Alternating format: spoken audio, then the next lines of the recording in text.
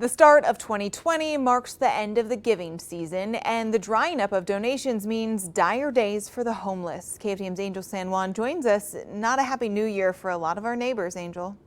You're right, Tiffany. Just a few weeks ago, there was an outpouring of charity for the homeless community in Southeast Texas.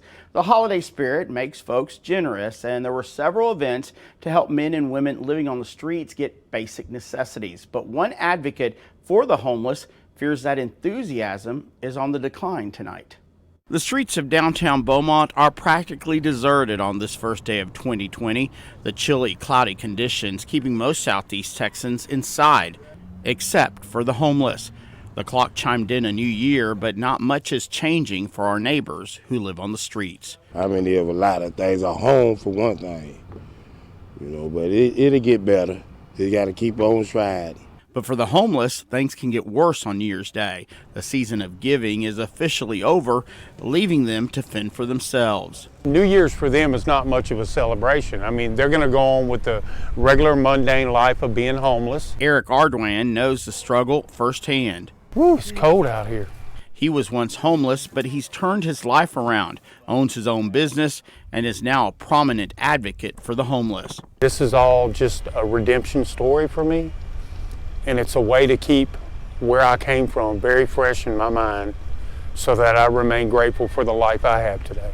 He started Warm Hands, Warm Hearts. Take that backpack, get any food you need out of that wood crate in my trailer. For 5 years now, Ardoin collects donations like backpacks, tents, shoes, canned goods. This lady handcrafted these for me.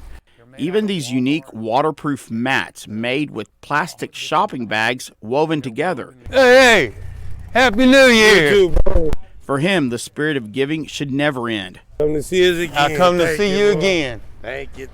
Man, No matter what the calendar shows. waiting for somebody to stop by and love them. I don't want to spend my New Year's sitting on the sidelines watching it all go by. I want to be out here letting them know they're loved, letting them know they're cared for, Ardoin says the face of homelessness in Southeast Texas is changing. Right now I'm dealing with a couple that has, believe it or not, a little 2-month-old child.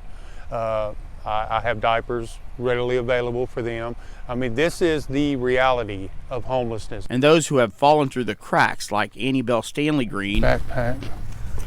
praise Ardoin for not forgetting them. To be living in this condition by no fault of your own, and somebody comes and give you basic things that you need, it's God blessing. Ardoin's efforts, though, paying off. Come on back if you need something else. He has raised awareness about the plight of the homeless in Southeast Texas. There are other organizations coming on board that, we've got Mr. Ken in Port Arthur with the Port Cities Missions. This year I think is going to be a good year in the hopes that, we can get some more people on board, get some facilities opened up, get them the help that they need to get on their feet.